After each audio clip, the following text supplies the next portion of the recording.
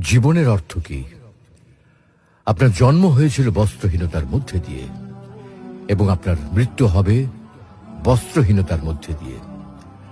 আপনি পৃথিবীতে এসেছিলেন অত্যন্ত দুর্বল হয়ে, এত দুর্বল ছিলেন যে মার সাহায্য ছাড়া খাবারটুকু মুখে নিতে পারতেন না। আপনি যখন এই পৃথিবী ছেড়ে চলে যাবেন তখনও আপনি অত্যন্ত দুর্বল আর অসহায় থাকবেন।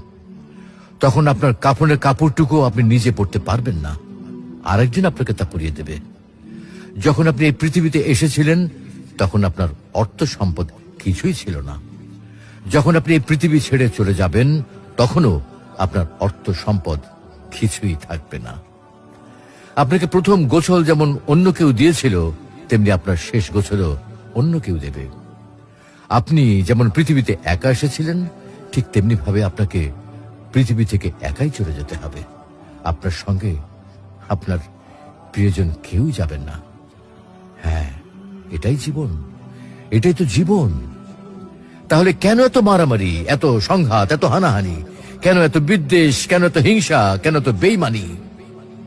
তাই সকলের প্রতি দয়াশীল হন, সকলকে আপন করে নিন এই ক্ষণিকের যাত্রায়। জীবন খুবই সংক্ষিপ্ত, সুতরাং জীবনকে মহৎ কাজে উৎসর্গ করুন। সর্বদাই নিজের ও মানুষের কল্যাণ করুন, অনর্থক কাজ